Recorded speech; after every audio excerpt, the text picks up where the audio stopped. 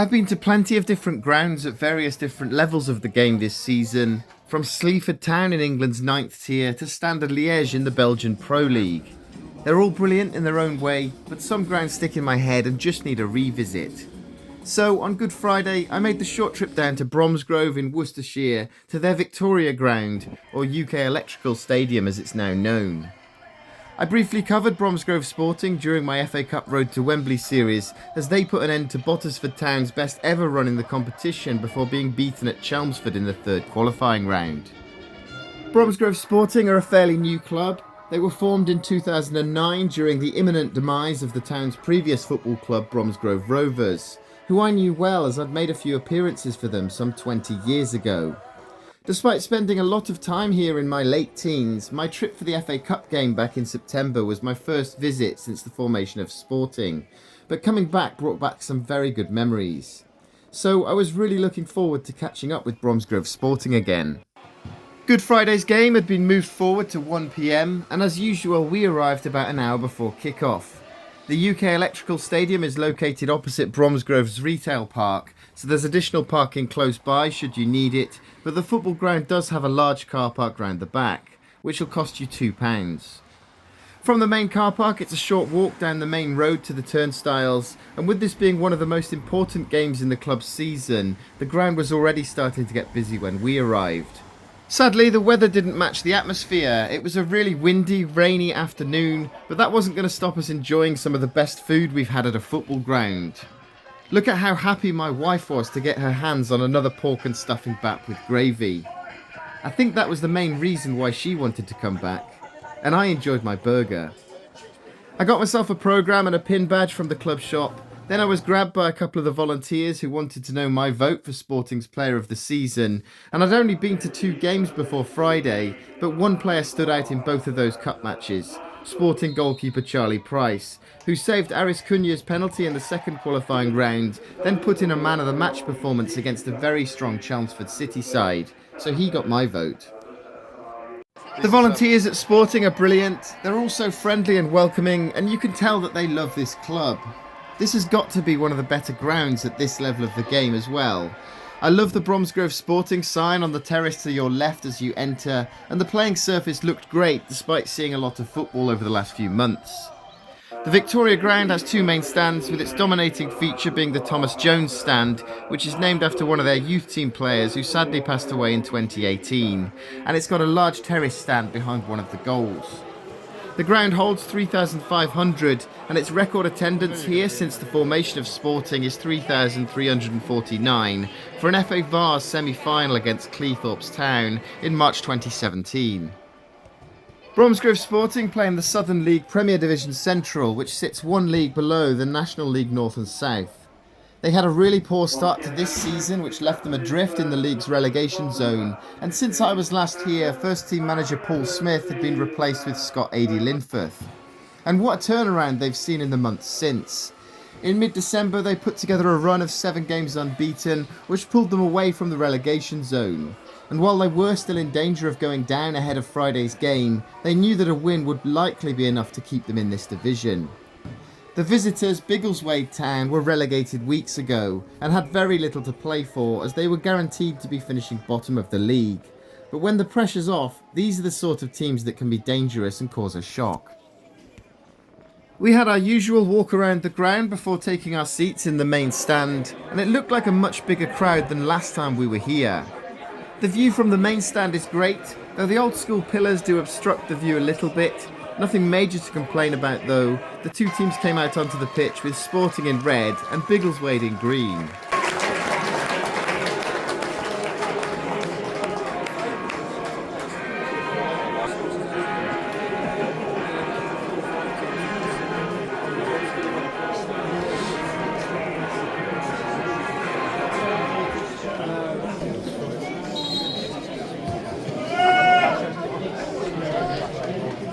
And what a start this was for Bromsgrove.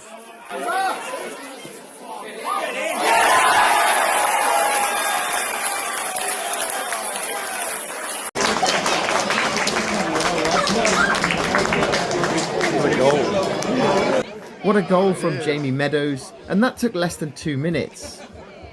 And Theo Robinson nearly added a second within a matter of minutes. Were we about to witness a hammering? After that Robinson chance, the visitors seemed to settle into the game a little, and although they looked shaky at the back, they did offer a threat going forward, with their number 10 looking dangerous. They had a few chances in a fairly even first half, but the home side dealt with everything coming their way.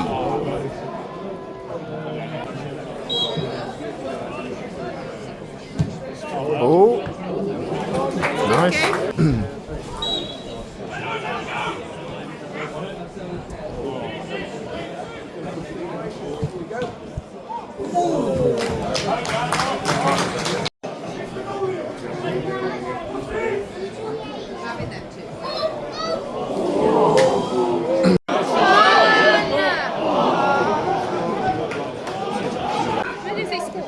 Yeah.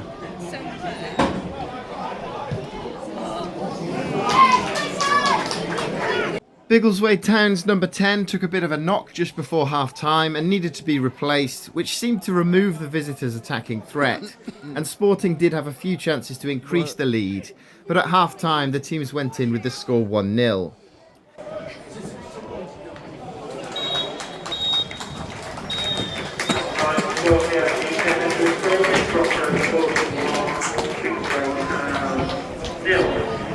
Fair scoreline at half-time, I think, but I need to comment on the referee.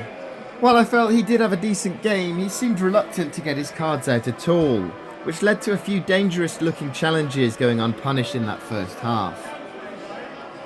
I felt like we might see some goals in the second half, so we changed places at half-time, and this is a really nice view from behind the goal. Yeah. If there was a scaffolding.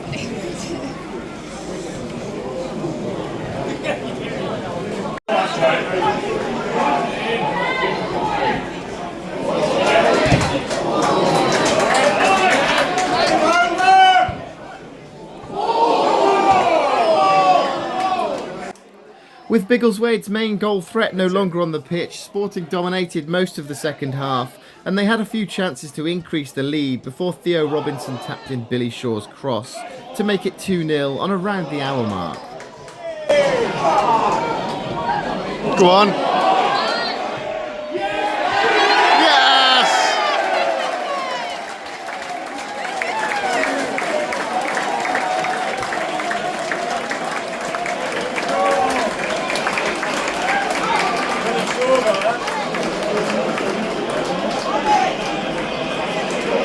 Theo.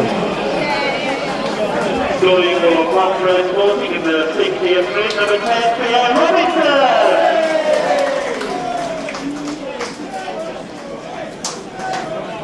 Was that game over?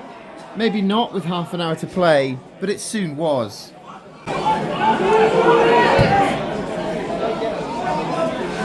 With around 15 minutes to go, the visiting goalkeeper made a decent save from Jamie Meadows' shot, but Theo Robinson was there to tap in the rebound.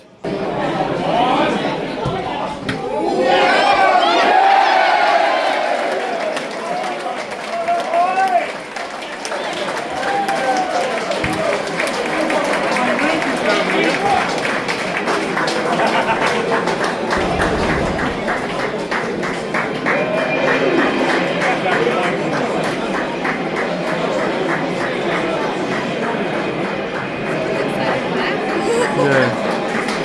3-0 and Sporting cruising to the 3 points. From that point onwards, it was a case of Sporting just seeing out the rest of the game, and the final score, Bromsgrove Sporting 3, Biggleswade Town 0.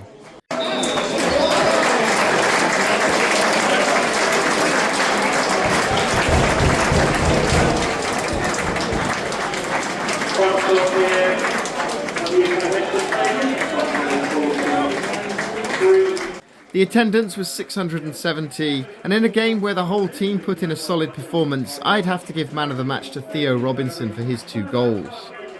That win, paired with a number of results going their way, should be enough to see Bromsgrove Sporting playing in the Southern Premier Division Central for another year, as they now have a 5-point lead over both Barwell and Redditch United with only 6 left to play for. Mathematically they aren't safe yet, but that's a big ask for the teams looking to stay up. so they are as good as there.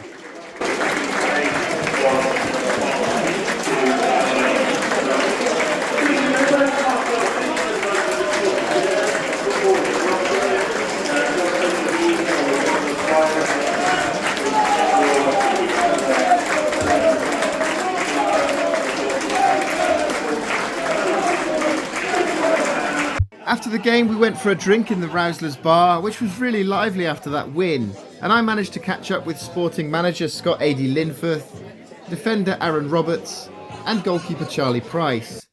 And while talking to Charlie about my FA Cup series, he mentioned that his grandad Kenny Harris had been mentioned in a book by Brian James, who did the Road to Wembley journey back in the 1976-77 season.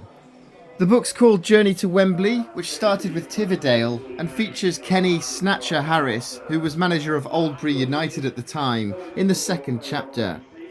You can find the book on Amazon. I'll put the link in the description under this video, and I'm a real geek when it comes to things like this, so I've already ordered my copy. Thank you to Bromsgrove Sporting for such a warm welcome on Friday. It was so good to get back there, especially to see them get the result that they wanted. Bromsgrove Sporting is such a brilliant club, and their Victoria ground is one of my all-time favourites, so I'll definitely be back there again next season.